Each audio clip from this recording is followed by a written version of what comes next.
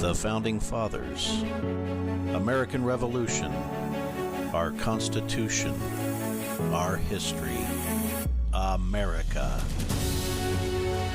Thanks so much for tuning in as we discuss the people, places, events, and battles that turned 13 separate colonies into the greatest nation on earth, the United States. Welcome back, Patriots. I'm your host, Ron Kern, and I want to thank you for allowing me to share my passion for the American Revolution and our country's history with you.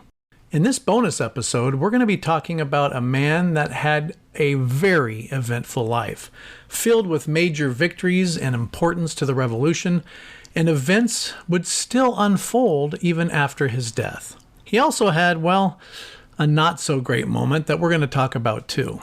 I'm, of course, speaking about John Paul Jones, commonly referred to as the father of the American Navy. Big shout out and thanks again to Shane, who is a sergeant in the 2nd Continental Marines, who requested that John Paul Jones be the topic of this bonus episode. Thank you so much for your service, Shane, and I really appreciate, sincerely, your service to our country. With that, let's get started on this bonus episode, the show's 38th episode, and learn more about John Paul Jones. John Paul Jones was one of the greatest naval war heroes in American history. His exploits throughout history, specifically during the American Revolutionary War, led Jones to become friends with many political elites and founding fathers, including Benjamin Franklin. His accomplishments, circle of friends, and bravery on the sea earned him an international reputation as the father of the American Navy. Jones was born on July 6th in 1747 as John Paul. He was born on the southwest coast of Scotland. By the age of 12, he officially began his maritime career when he became a ship's mate aboard a ship that was named Friendship. That's a lot of ships. Things were different back then. Like, can you imagine at age 12 or a 12-year-old now, climbing aboard a ship and learning and working on the ship? It's insane. But he did, and he also spent his teenage years sailing across the Atlantic Ocean, and he worked on a variety of vessels, including merchant ships and also slave ships.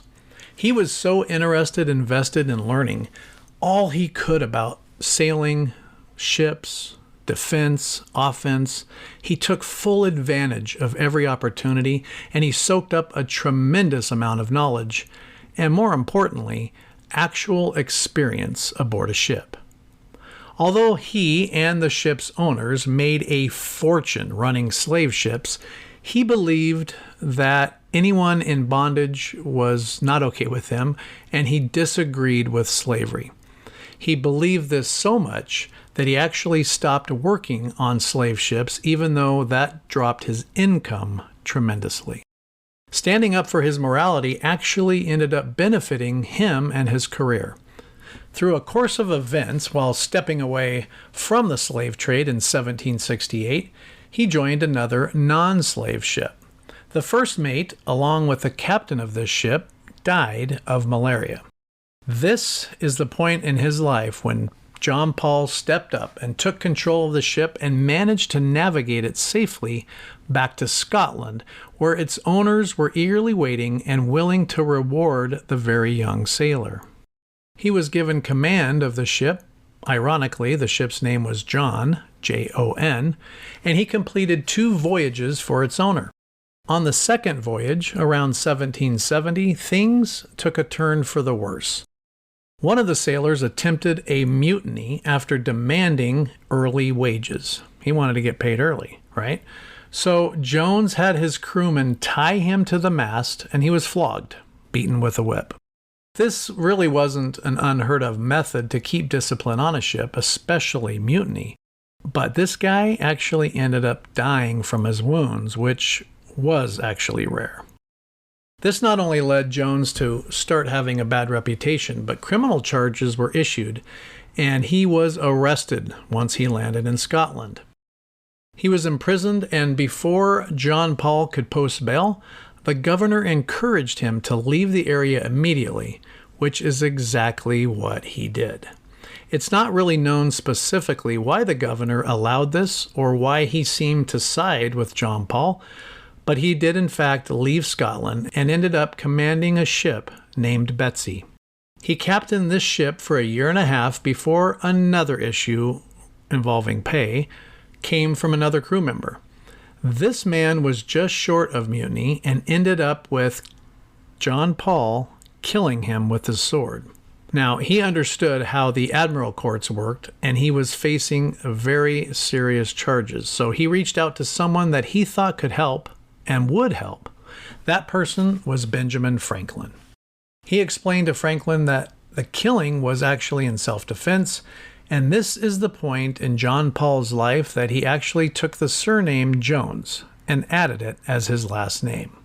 He didn't really want to be found, right? So he added Jones. I guess Jones was as common back then as it is here in the States today.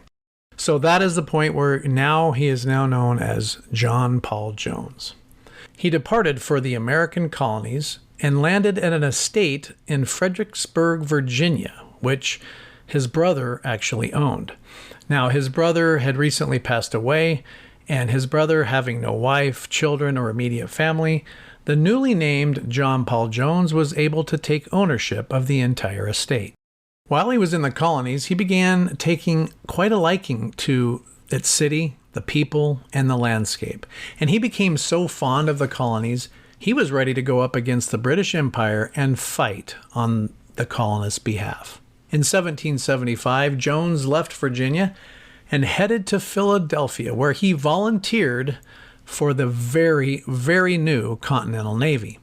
In fact, the Navy was so new that finding a captain, let alone any that had any experience, was in very high demand.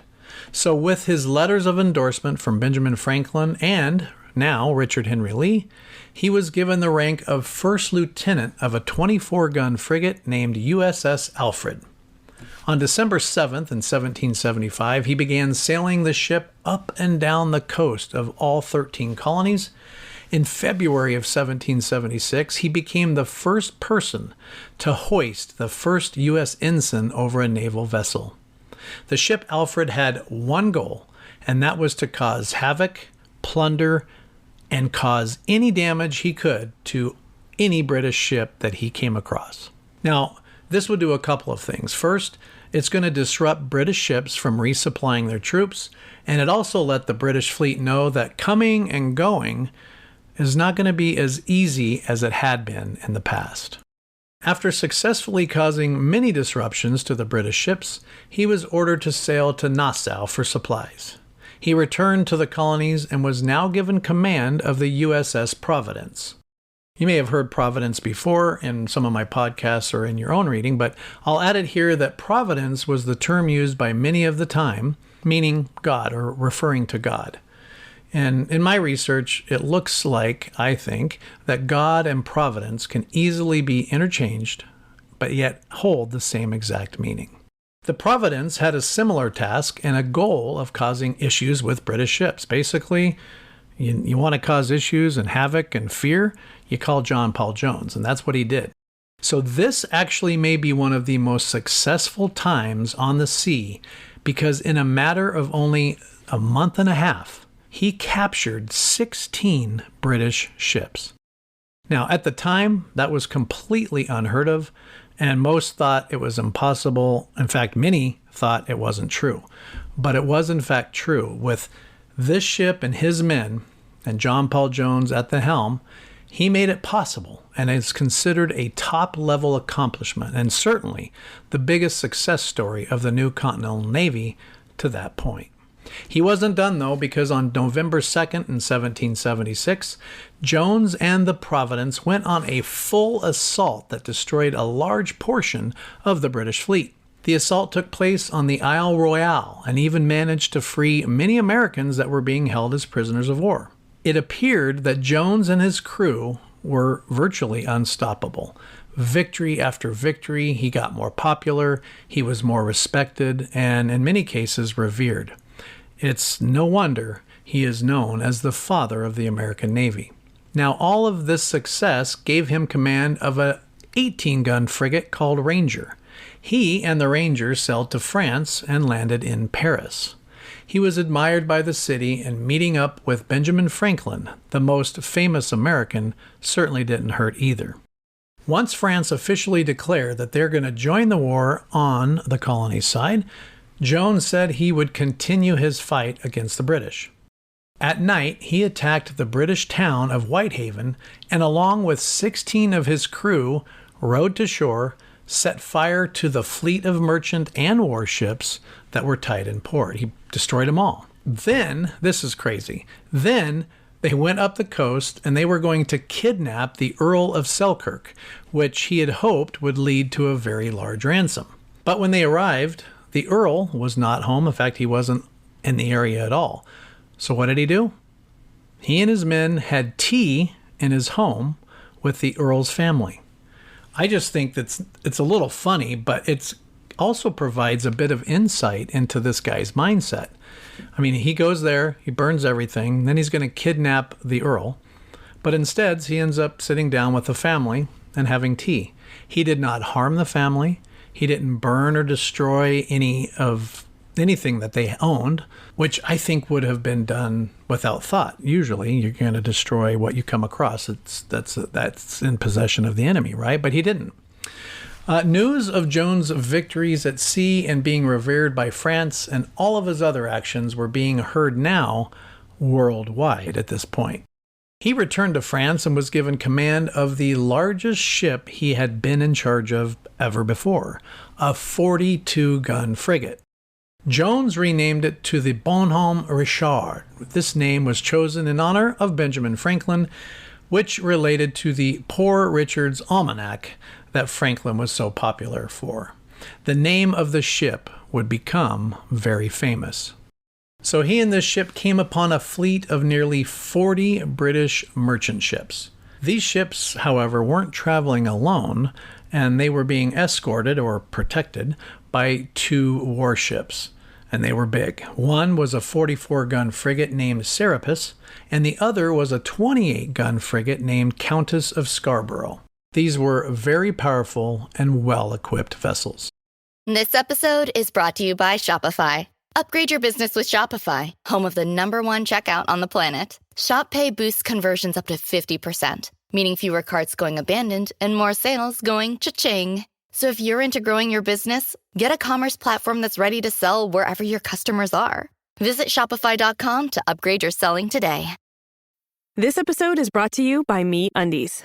Underwear drawers are like the Wild West. You never know what you're going to pull out or what shape it's in. So upgrade your collection with the buttery soft comfort of MeUndies. MeUndies' signature fabric is as soft as a warm hug from your favorite sweater. Plus, it's breathable and oh so comfy, making it ideal for all-day wear. Get 20% off your first order, plus free shipping at MeUndies.com/Spotify with code SPOTIFY. That's MeUndies.com/Spotify, code SPOTIFY.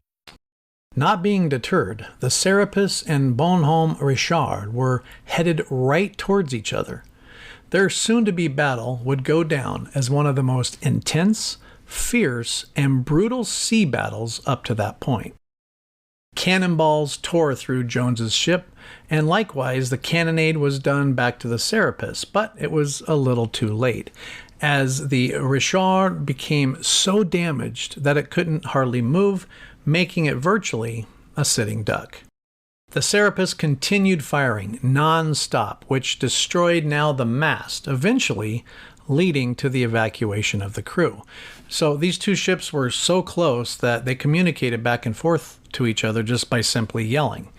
And legend has it that the commander of the Serapis, Captain Pearson, yelled over and asked Jones if he was ready to surrender.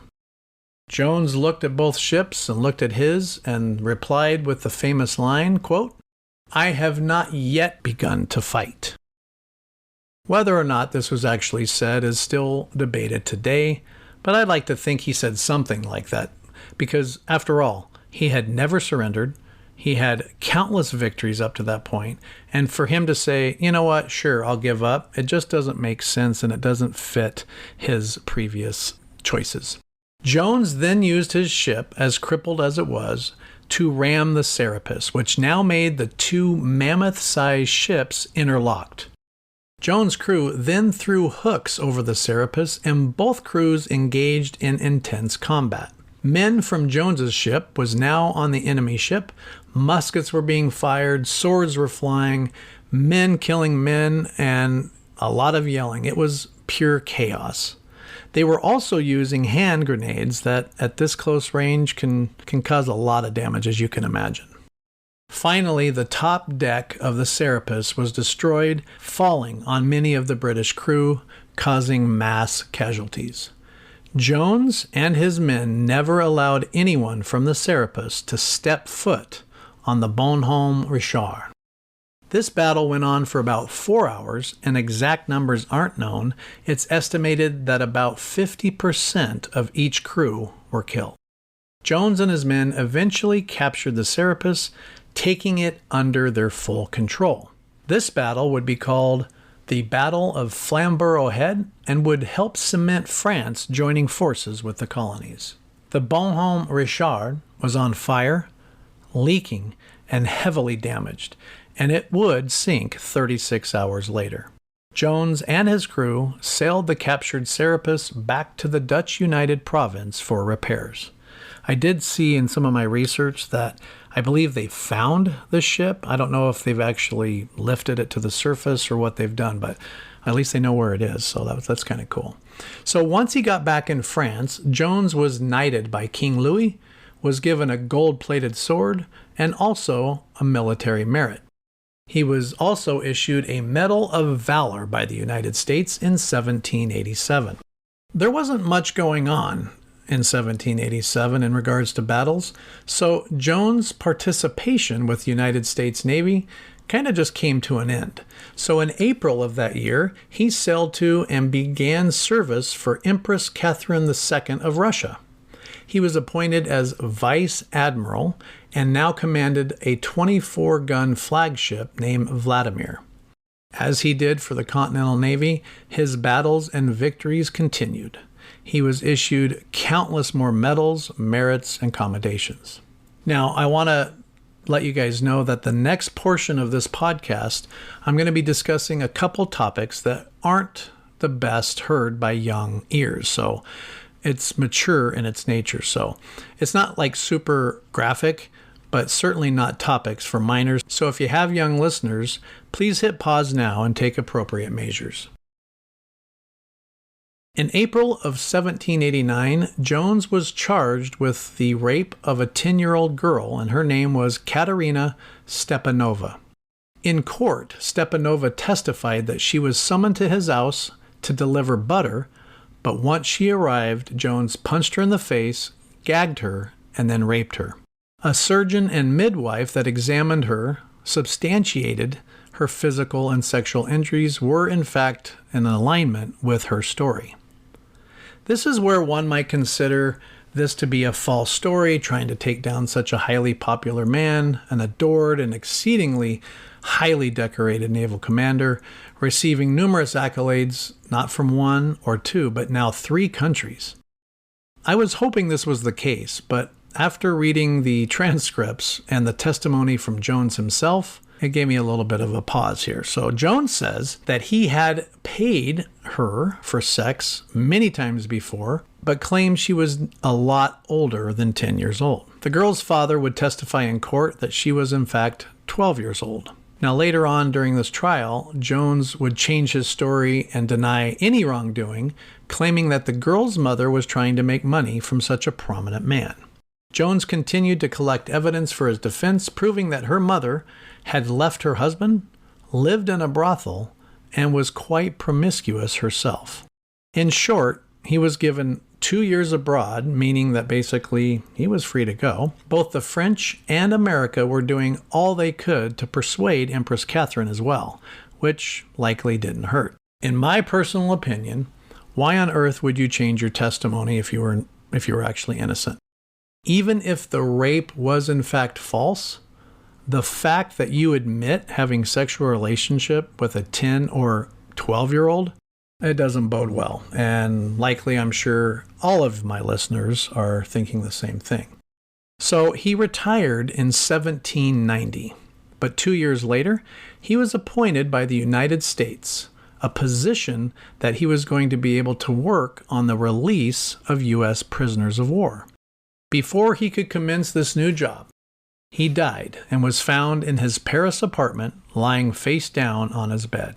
He died on July 18th, 1792, at the young age of 45. The cause of death was interstitial nephritis, which is the inflammation of the kidney and the kidney area. One would think this is where his story ends, but it doesn't. Even in death, his story continues. He was buried in Paris at the St. Louis Cemetery, which belonged to the French royal family. But in 1905, his body was exhumed and identified by the U.S. ambassador to France, Horace Porter. Porter had been searching for over 6 years to locate his grave, as either the headstone was lost or he never had one to begin with. His body had been stored in alcohol and inside a lead coffin, in a sense, mummifying him. This was done in part to make it easier for the United States should they ever want to identify him later. The mummified body of Jones was compared to the bust completed by Houdon, and the cause of death also matched his body.